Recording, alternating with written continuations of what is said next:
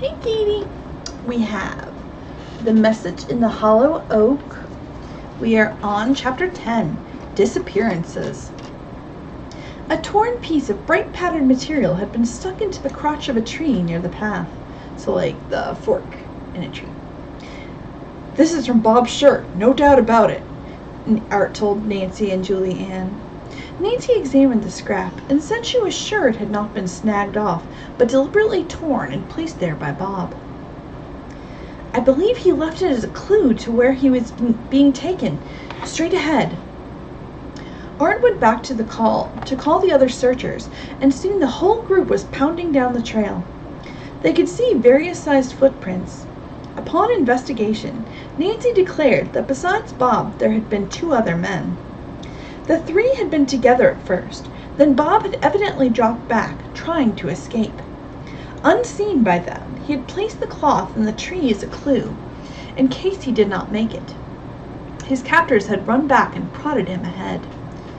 "Poor Bob!" Julie Ann exclaimed. "He must have been overpowered."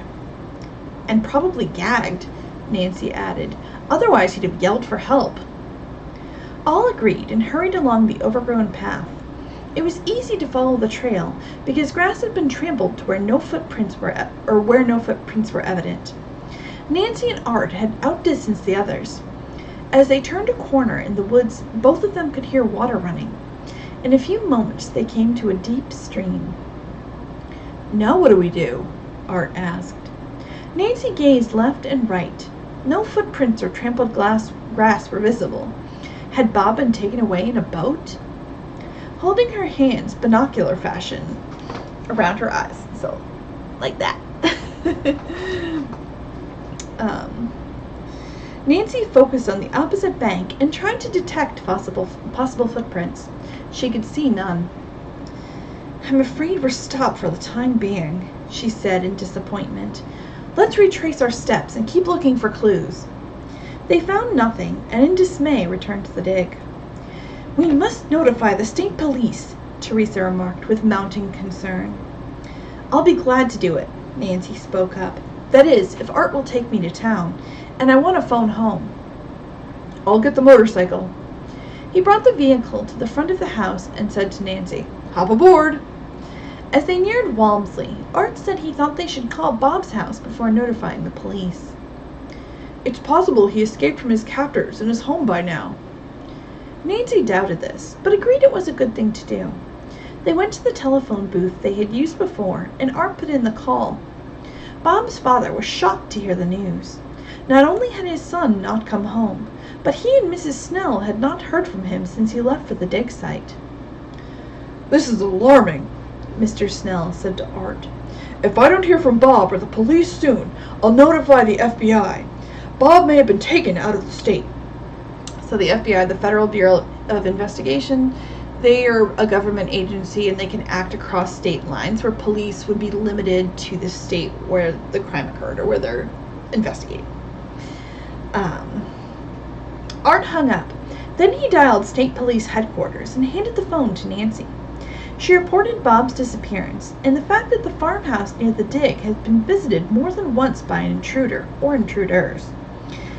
"The one last night tried to steal a skeleton," she said. "We'll look into this whole matter at once," the officer promised. "Men will come out to the dig, and if you get any more clues, be sure to let us know." Nancy agreed to do this and said goodbye. As she paused before making her next call, Art asked, "Phoning your dad?" Nancy shook her head. "I want to tell Ned about the arrangements for the towboat and barge trip." Art walked off a little distance, looking very glum. There was no doubt about it. He was jealous. Nancy hoped there would be no trouble between him and Ned. It was fully a minute before she reached Ned. "Everything's all set," she reported. "Julie Ann and Art and I will meet you tomorrow afternoon at the Delta Motel in Cairo. Towards supper time, we'll go aboard the towboat. It's called the Sally O." "Sounds great," Ned replied.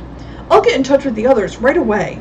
It sure will be good to see you again, Nancy. It's been a long time." Nancy smiled. It had only been 2 weeks. But she was delighted that Ned felt this way and replied, "Yes, it has seemed like ages." After she had finished talking to him, Nancy phoned her own home. Her father was not around, so she told Hannah Gruen the news, including the disappearance of Bob Snell. "That's dreadful," the Drews' housekeeper said, then gave a great sigh. "Nancy, every place you go, it seems as if mysteries just pile up one after another." "I guess you're right, Hannah dear," the young detective replied. "All of us are terribly worried about Bob. We think he was kidnapped, but nobody can figure out why. There's been no ransom demand." So, usually a ransom, like kidnappers ask for ransom, they ask for money to return the person they kidnapped. "His family hasn't a great deal of money anyway, and certainly Bob doesn't." "I'll be thinking good thoughts for him," Hannah said. "Let me know the minute he's found." Hannah also reported that Mr. Drew had been away overnight and would not return until that evening. Nancy said to give him her love, then went to join Art. Riding back to the dig, he seemed lost in thought. She wondered if he was worrying about Bob Snell, or just being foolishly jealous of Ned. "Would you mind stopping at Clem Rucker's farm?" she inquired. "I asked to have messages for me sent in care of him at the Walmsley post office. There might be one or two." Art turned onto a side road, and the couple bounced along until they reached the elderly farmer's house.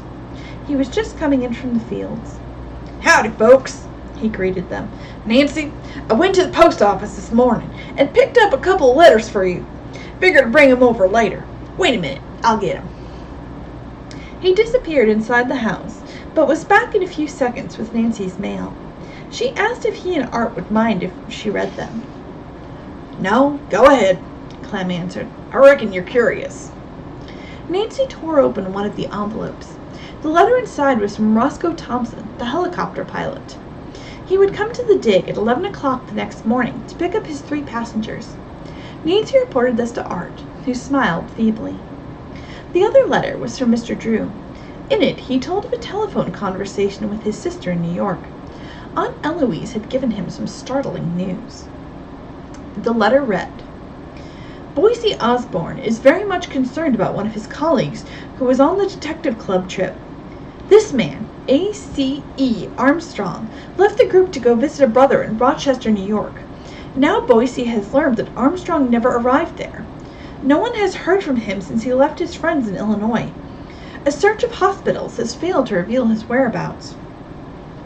Everyone is extremely worried that Armstrong met with foul play.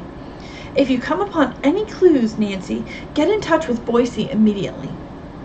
Shocked, Nancy read the letter aloud. Art and Clem were disturbed by the news. "Do you suppose," Art asked, "that he might have been kidnapped and there's some connection between his disappearance and that of Bob Snell?" "But they didn't know each other," Nancy replied, "and they were on different projects." Clem wanted to hear more regarding Bob Snell, so they told him the whole story. The farmer said he would certainly keep his eyes open for clues. When Nancy and Art arrived at the farmhouse, the others were already eating lunch under the trees. The couple reported what they had learned. The girls were aghast at the story of the disappearance of A.C.E. Armstrong, and a few of them hinted about going home before the situation became more dangerous.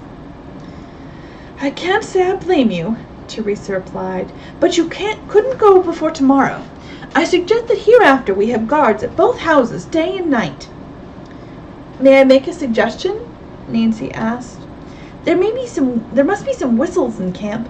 Why don't we use them to alert one another at a moment's notice?" "A very good idea," Teresa agreed. Only 2 whistles were found. At supper, these were given to the 2 boys who would act as guards that night. Les Blake was to stand watch at the girls' farmhouse. "Don't hesitate to whistle if you see anything suspicious," Teresa told him as she and the girls went into the house at bedtime. Nancy and Julie Ann packed their clothes in preparation for the takeoff the following morning. Finally, they got to bed and all the lanterns and flashlights were extinguished. Some time later, Nancy was awakened by the shrill sounds of a whistle. For a moment, she could not figure out why it was being blown. Then suddenly she remembered. Les Blake was warning them of danger. The other girls had also been awakened. With Nancy leading them, they hurried to the door. beaming flashlights.